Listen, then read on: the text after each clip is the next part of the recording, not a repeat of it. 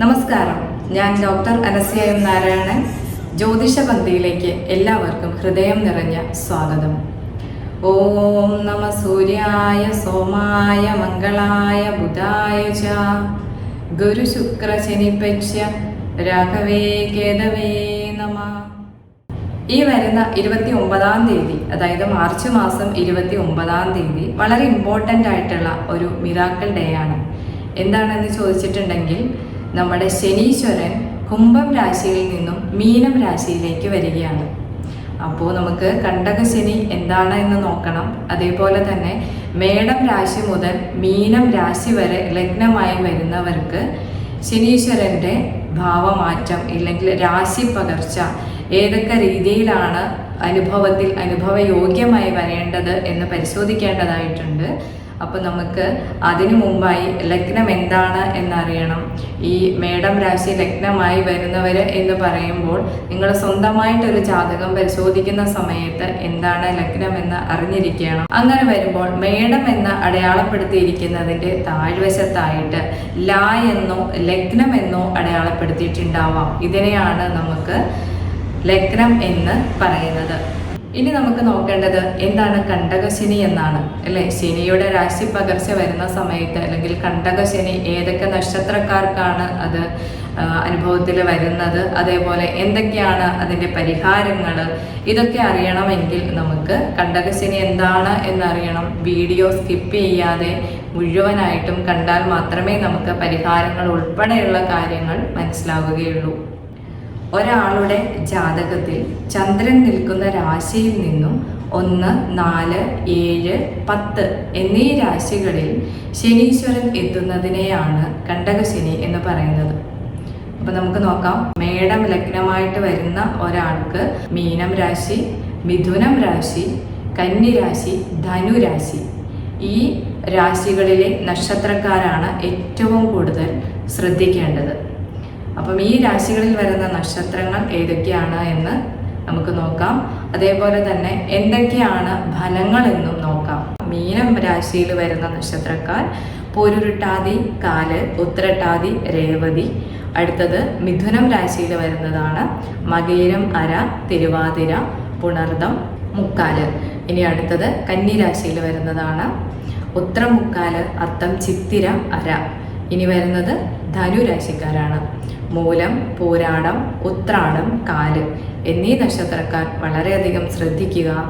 ആദ്യമായിട്ട് മേടം ലഗ്നക്കാർക്ക്, അതായത് മേടം രാശി ലഗ്നമായിട്ട് വരുന്ന ആൾക്കാർക്ക് 10, 11 ഭാവത്തിൻ്റെ അധിപനാണ് ശനി. ഈ ശനി 12-ാം ഭാവത്തിലാണ് നിൽക്കുന്നത്. ഇങ്ങനെ 12-ാം ഭാവത്തിൽ നിൽക്കുമ്പോൾ എന്തൊക്കെ ഫലങ്ങളാണ് ഉണ്ടാകുന്നത് എന്നാണ് പറയാൻ പോകുന്നത്. വളരെ ശ്രദ്ധയോട് കൂടിയിട്ട് തന്നെ കേൾക്കുക. അതായത് ശനിയുടെ രാശി പകർച്ച വരുന്നത് എന്തൊക്കെ ഗുണങ്ങളാണ്, എന്തൊക്കെ ഫലങ്ങളാണ് നമുക്ക് നൽകുന്നത് എന്നാണ്. തൊഴിൽ സംബന്ധമായിട്ടുള്ള പ്രശ്നങ്ങൾ ഉണ്ടാവാം. പുതിയതായിട്ട് തൊഴിൽ നോക്കുന്ന ആൾക്കാർക്ക് വളരെ ക്ലേശകരമായിട്ടുള്ള അനുഭവങ്ങളായിരിക്കും ഉണ്ടാകുന്നത്.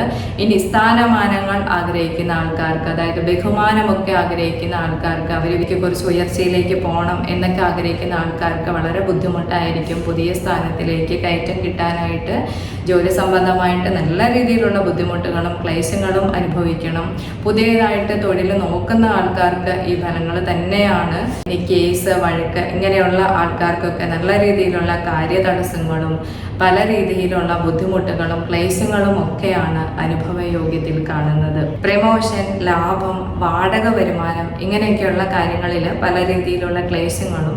ജോലിയിലൊക്കെ പ്രമോഷൻ നോക്കുന്ന ആൾക്കാർക്ക്, ഇനി നമ്മൾ എവിടെയെങ്കിലുമൊക്കെ ക്യാഷ് കൊണ്ടിട്ടിട്ട് അതിൽ നിന്നും ലാഭം കിട്ടുമെന്ന് ലാഭം പ്രതീക്ഷിക്കുന്ന ആൾക്കാർക്ക്, മാത്രമല്ല വാടക വരുമാനം പ്രതീക്ഷിക്കുന്ന ആൾക്കാർക്കൊക്കെ പല രീതിയിലുള്ള ക്ലേശങ്ങളും ബഹുവിധ ബുദ്ധിമുട്ടുകളുമാണ് അനുഭവത്തിൽ ഉണ്ടാവുക. പുതിയതായിട്ട് തൊഴിൽ നേടുന്ന ആൾക്കാരെ വളരെയധികം ശ്രദ്ധിക്കുക. തൊഴിലിൽ നല്ല കാലതാമസം നേരിടാനുള്ള സാധ്യതയുണ്ട്. ഇനി ധനപരമായിട്ടും മാത്രമല്ല ഭൂമി സംബന്ധമായിട്ടുള്ള എന്തെങ്കിലും കേസുകൾ, കാര്യങ്ങൾ കാര്യങ്ങളൊക്കെ നടക്കുന്നുണ്ടെങ്കിൽ അതുമൂലം ധനനഷ്ടം ഉണ്ടാവാനുള്ള സാധ്യത വളരെയധികം കൂടുതലാണ്. ഇനി പോലീസിന്റെ ഭാഗത്ത് നിന്ന് ചില ക്ലേശകരമായിട്ടുള്ള അനുഭവങ്ങൾ ഉണ്ടാവാനുള്ള സാധ്യതകൾ വളരെയധികമാണ്. ഇനി ഒരു ജാതകന്, അതായത് മേടം ലഗ്നമായിട്ട് വരുന്ന ഒരാളുടെ കുജനും മോശപ്പെട്ട് ശനി പ്രതികൂല അവസ്ഥയിലുമാണ് നിൽക്കുന്നതെങ്കിൽ ഭൂമി നഷ്ടപ്പെടാനുള്ള സാധ്യതയും അതേപോലെ ധനപരമായിട്ടും കുടുംബപരമായിട്ടും ഒക്കെ പല രീതിയിലുള്ള ക്ലേശങ്ങളും ബുദ്ധിമുട്ടുകളും നഷ്ടങ്ങളും ഒക്കെ അനുഭവിക്കാനുള്ള യോഗമാണ് കാണുന്നത്. കുജൻ മോശപ്പെട്ടാലത്തെ ഫലങ്ങളാണ് പറഞ്ഞത്. ഇനി ഓരോ ജാതകന് അല്ലെങ്കിൽ ഒരു വ്യക്തിയുടെ ജാതകത്തിൽ ശുക്രൻ മോശപ്പെട്ടാൽ, പുരുഷ ജാതകത്തിൽ ശുക്രൻ മോശപ്പെട്ടാൽ എന്തൊക്കെ ഫലങ്ങളാണ് എന്ന് നമുക്ക് നോക്കാം. ഒരു പുരുഷന്റെ ജാതകത്തിൽ ശുക്രൻ മോശപ്പെട്ടിട്ടുണ്ടെങ്കിൽ അയാളുടെ പങ്കാളിയിൽ നിന്നും, പുരുഷ ജാതകന് അദ്ദേഹത്തിൻ്റെ ഭാര്യയിൽ നിന്നും ചില ക്ലേശ അനുഭവങ്ങൾ ഉണ്ടാവാനുള്ള സാധ്യതയുണ്ട്. ഒരുപക്ഷെ ഭാര്യ വിയോഗം തന്നെ സംഭവിക്കാനുള്ള സാധ്യതയാണ് കാണുന്നത്.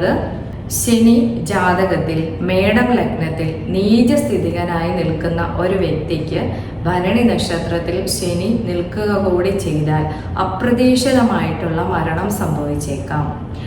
ആയുർ പരിഗണനയിൽ അല്പായുർ യോഗമുള്ളവർക്കാണ് ഈ ഒരു അനുഭവം ഉണ്ടാകുക.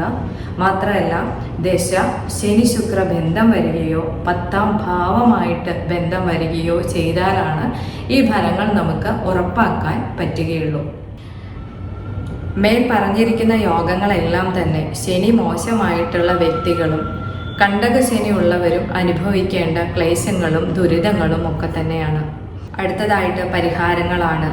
ശനീശ്വരനെ പ്രീതിപ്പെടുത്തുക എന്നത് തന്നെയാണ് ഏറ്റവും വലിയ പരിഹാരം. ശാസ്താവിൻ്റെ നടയിൽ പോയിട്ടുള്ള ജപവും അതേപോലെ നീലാഞ്ജനവും മാത്രമല്ല എള്ളു പായസവും ഒക്കെ വളരെ വിശേഷപ്പെട്ടതാണ്. ഇനി വരുന്ന ഓരോരോ എപ്പിസോഡുകളിലായിട്ട് ഓരോ രാശികളിലും ശനീശ്വരൻ്റെ പ്രഭാവം ഏതൊക്കെ രീതിയിലാണ് ബാധിക്കുക എന്നതിനെ കുറിച്ചിട്ടുള്ള വീഡിയോകളാണ്.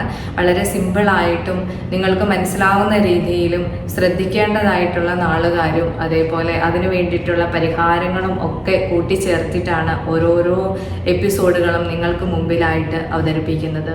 അടുത്ത ഒരു വീഡിയോയായിട്ട് നമുക്ക് വീണ്ടും കാണാം. എല്ലാവർക്കും നന്ദി.